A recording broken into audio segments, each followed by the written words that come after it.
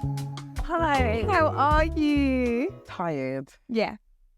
but I'm great. Good. It's good Good. tired. Good tired. Good tired. That means you're working hard. Yeah. Good. I'm working in answered prayers. Amazing. Yeah. That's so what we love to hear. even though I'm saying I'm tired, I'm still happy about being tired. Yeah. It's good tired. Amazing. So, Deborah, Yeah. introduce yourself. Hi everybody. My name is Deborah from DL Bridal. Yeah. Mm-hmm. Deborah Lola. DL Hair. That's it. Yeah. Yeah, amazing. So good to have you, Deborah. I just want to have a conversation about the business of hair. This is the Business of Hair podcast, YouTube series. We just want to explore what it is like to run a business like yours. And so before we start, just tell us how you got into hair. How did I get into hair? Yeah. My mum. Okay. That's an easy That's an easy question. Yeah. Yeah, break it down. Let's break it down. Yeah, let's, So, Uh-huh. my mum's a hairdresser. Well, my mum was a hairdresser. Yeah. I was born into hair. Wow. Like, So when I say I was literally- born into hair, Yeah. my mum was pregnant of me whilst doing hair. Okay. Right, So it's in your DNA, like It's in my DNA. pretty much, yeah. And I know, and it's even worse because I tried to run away from it. Oh, did you? Yes, I know that. It's definitely something that was, whilst I was being conceived, God was It was putting that already- inside me. Yeah. Yeah, so my mum was a hairdresser and she had salons where I was able to gain experience, watching how she does hair. Yeah. Interestingly, my mum never told me to physically watch what she was doing. Okay. So she never wanted to like bring you in. No, I won't say she never wanted to bring me in, but it wasn't a case of stand here, watch what I'm doing, or you must do hair. Yeah. It wasn't. You just took a keen I interest just in took it. a keen interest in it because I've got two sisters and they Okay. can't plat to save their lives. Yeah. So I know that it was something that I was actually born to You were do. good at yeah. And of course after school I did have to go to the salons. I Yeah. just guess I've always had a flair for hair. So it was something that naturally came to me. Yeah. So it wasn't something that I was taught Yeah, to do. It's just that when your mum cooks in the kitchen, she says, "Oh, come and stand here and watch what I'm doing." It's none of It was never that. It was never that. And I honestly think people are naturals. Like Yeah. doing hair is a natural thing. Like some people just have a natural knack for it. Some people, as you said, can't plait.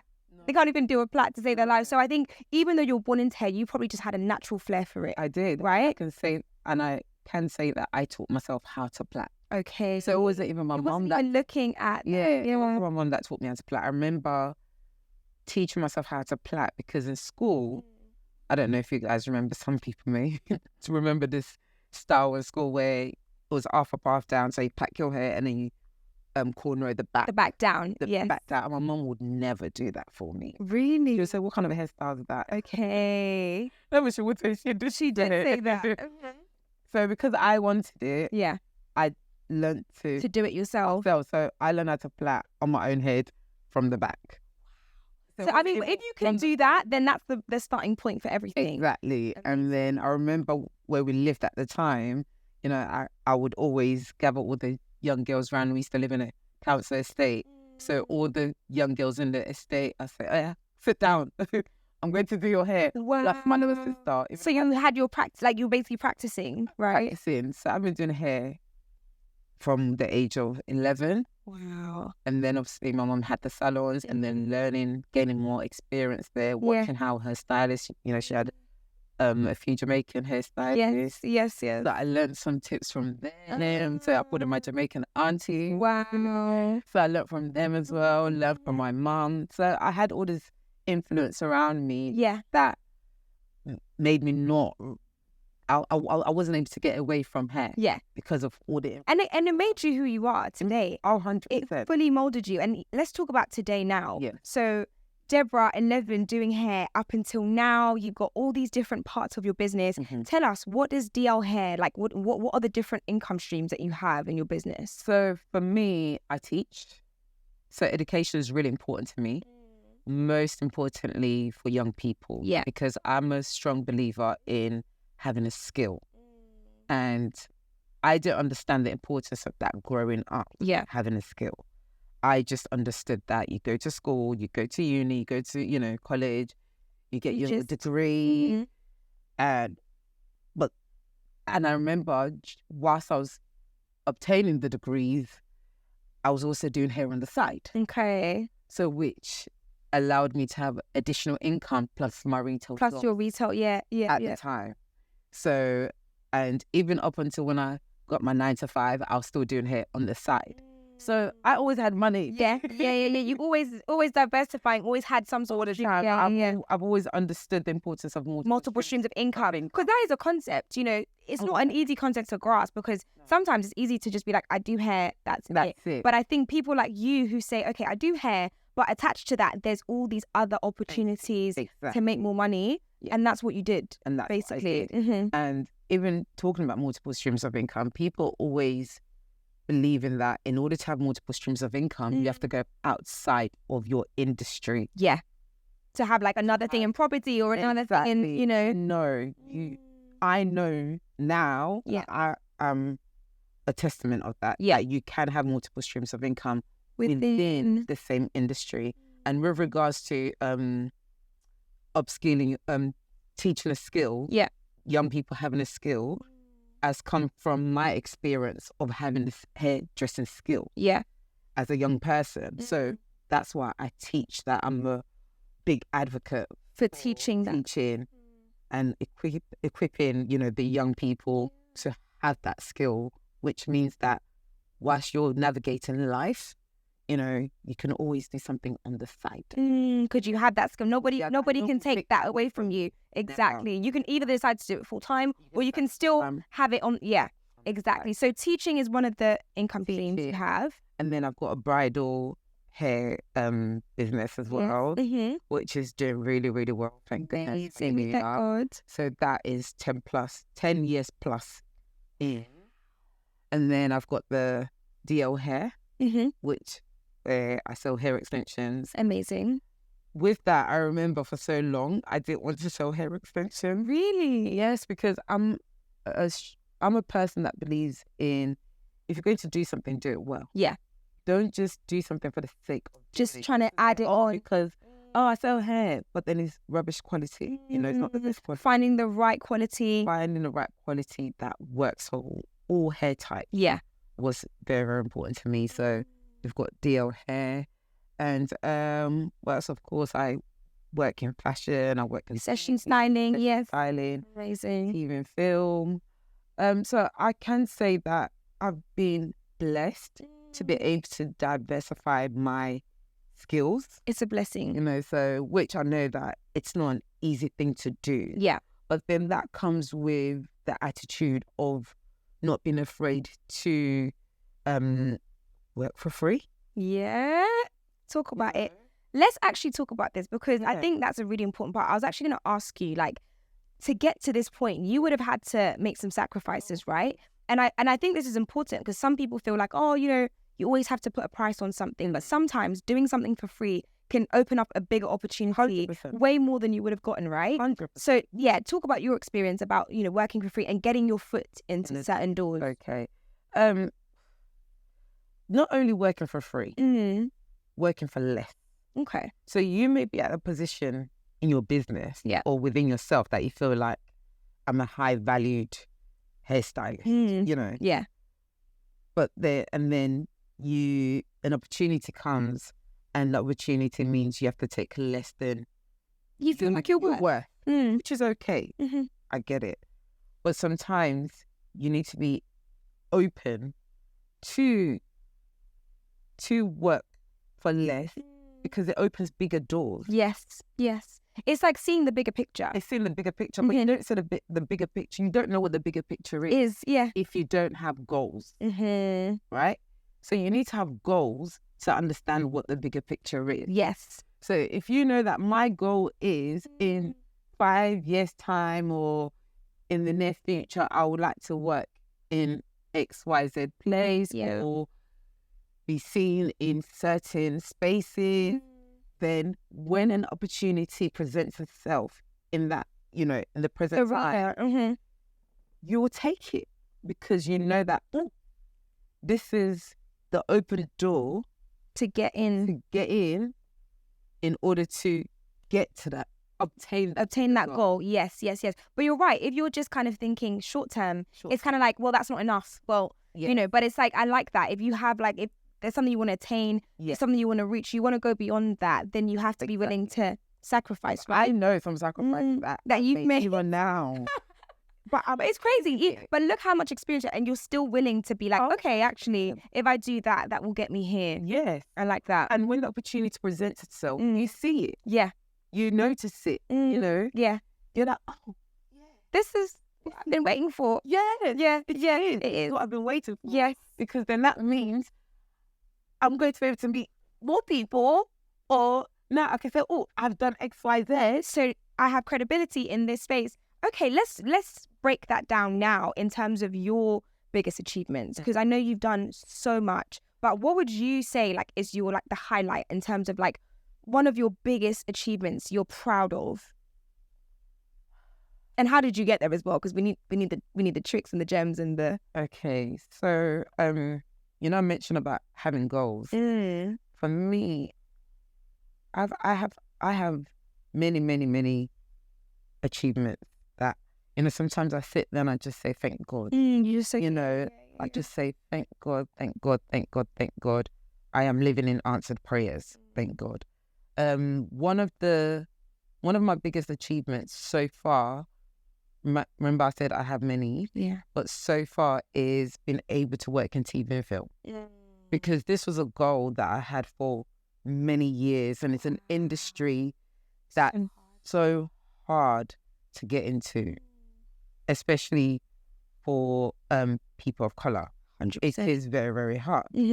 And I've been able to get into that industry based on making sacrifices. Let's talk about that. So the sacrifices, how did you find your way? Because I know film and TV is such a tight-knit network, circle, whatever you want to call it. And to get in, once you're in, like you find your way. But it's easier. Like, so how did you do that? So back in 2022, I saw an advert for a course with screen skills. So I applied to the program, the course. It was 2 months. It was a 2 months course, and I applied for it. I remember I applied on the deadline day, and I applied with the mindset of, if I get it, I get it. Yeah, if I get a space, I do. If I don't, I don't. Yeah. That was the mindset. Even though I did want to stay. You didn't want it? So applied for it and was accepted by the grace of God. You know, it's fine. So I was so excited and done the course. And then as part of the course, they put you forward for work experience. Okay. So luckily, I got work experience in a big Netflix production. So I did that, and I remember, here comes the sacrifice. My work experience started in June. So it was June to August. Bang in the middle of wedding season. Wow. You would have been making bank. Literally. It's not making bank. My sacrifice meant I couldn't sleep. Okay. My sacrifice meant I had to, I'll never forget the day. It's very serious. But it's part of the sacrifice. Yeah. I will never forget the day. I came home from work and I sat on my stairs in my house and I cried. I cried real tears. Wait, Thinking about it now. Because I was doing brides, going to sets, coming home. And when I'm saying going to set, the hours were crazy. So 5 a.m. start. Yeah, I know 5 a.m. call times. That's pretty common in that. Yeah. 4 a.m. start. I've got a bride. How do I do this? You know, so it's, how do I? Yeah, so it's not only financial sacrifices, actually like time, energy, physical. But you knew that like if I can get through this period, I'm going to be good. And I'm going to be good. I'm going to be good. I'm going to be good. Yeah. To get through this period. And remember, I've got brides that booked a year in advance prior. That's what I'm saying to you. It was crazy. It was crazy. But there was I did, thank God, Yeah. I didn't have to let any bride down. That's amazing. I will never forget, there was a bride that I was meant to have travelled to the day before, but I couldn't get to her the day before. And I remember me calling her, telling her that, unfortunately, I missed my train because I wasn't set, Yeah. you know. And when you're working in production, even though you're told it ends at the wrap time. Oh, that's an arbitrary number. Like it doesn't mean anything. Exactly. Yeah. So I remember I'd missed my train. I remember the bride saying to me, "Well, I'm going to cancel you because now I don't trust that you're going to come tomorrow." I said, "Why? If I said I'm going to come, I will come. It's your wedding day. I have no reason." Oh gosh, yeah. And I remember waking up, leaving my house. So I woke up maybe around 3 a.m., leaving my house at 4 a.m. to get to her for 6 a.m. in the morning. Wow. Her wedding was in Ipswich, like not even Ipswich, like further in. I don't even. Yeah. But that's all part of the sacrifice. That's part of the journey, yeah. And I'm thankful. Yeah. I don't look back with regret. I feel like I got it done. Yeah, regardless. Yeah. And I can say I'm blessed to have had amazing brides at the time. Who understood my position and what I was doing, you know. So I remember I would start a bride's hair at 6 a.m. and the wedding's not till 1 p.m. And they were okay. And they were okay with it because they knew. And also, I think also there's a level of like trusting in your work. Like, it's like, I want you to do my hair, so I don't actually mind. I don't want anyone else, you know. And I think that's beautiful. But like, let's go back to the high moments, right? We've talked about that. That's a huge sacrifice you made. Yeah. Aside from that, are there any low moments or breaking points you felt like you've experienced in business where you're like, how am I gonna get through this? Or how did I not just say I sat on my stairs and I cried? You did, but I think also that is a mixed bag, right? Because you were also doing that, and it was in the middle of a high point because you were going to another level. But I mean, I said, like, I was crying. You were crying. But I'm talking about, like, I said, I don't know if my business is going to survive. I don't know if I'm going to make this. I don't know if, like, any point where, like, or I think I don't want to do hair anymore. Like, I don't feel like something happening where you're like, this is a huge challenge and I need to push through.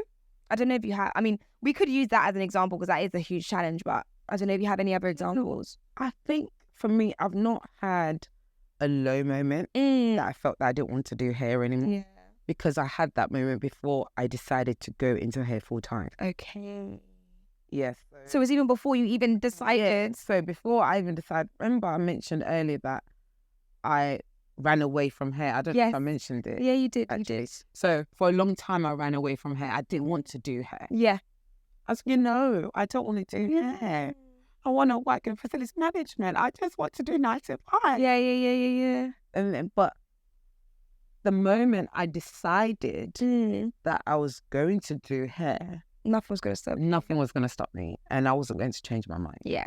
I'm not sitting here telling you it's all perfect because it's not. Yeah. With anything you're doing in life, any business, any achievement you're trying to obtain, there's going to be a lot of low moments. Yeah. But I've not had any low moments that felt like I didn't want to. You didn't want to do this anymore. Yeah. Like you always push through. I always push through. And in terms of growing your business, like, what would you say some of your like strategies are for growth, for marketing? Like, how have you established yourself? Because your brand is like, everybody knows like what it looks like when you do a bride, or like you have your brand, you have your no, but people recognize, right? Like, how have you done that? How have you built that for yourself? And what kind of marketing strategies do you use?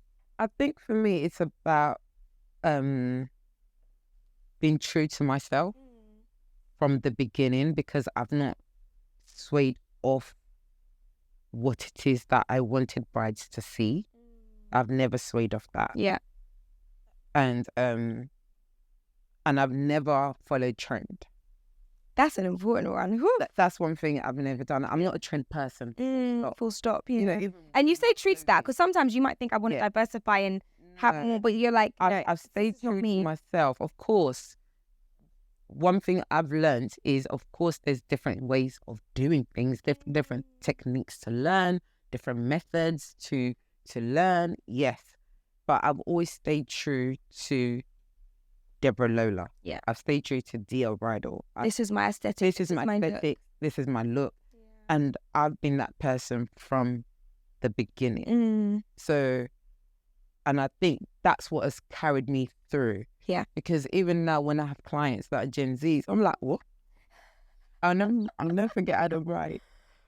I'm saying it was a great day, you know, and I remember I didn't even realize how old my bride was. I didn't, because I don't. You're not going to ask, yeah?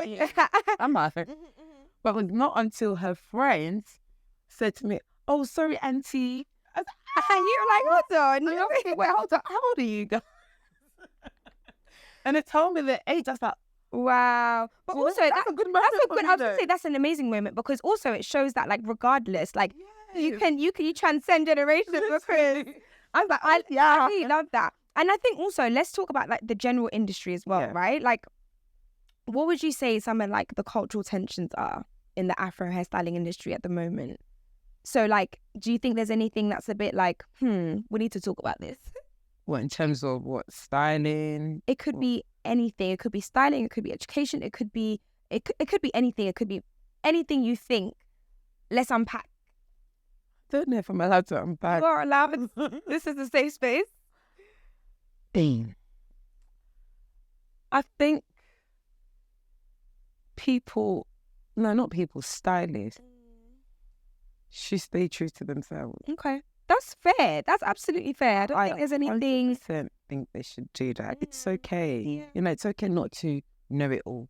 It's okay not to be able to do it all. Yeah. Because there's billions of people in this world. Yeah. You know, you can't say, I must serve every single person. Think about who your target market is. Yeah. Who are your target? Who do you want to, like... Who do you want to appeal to? Yeah.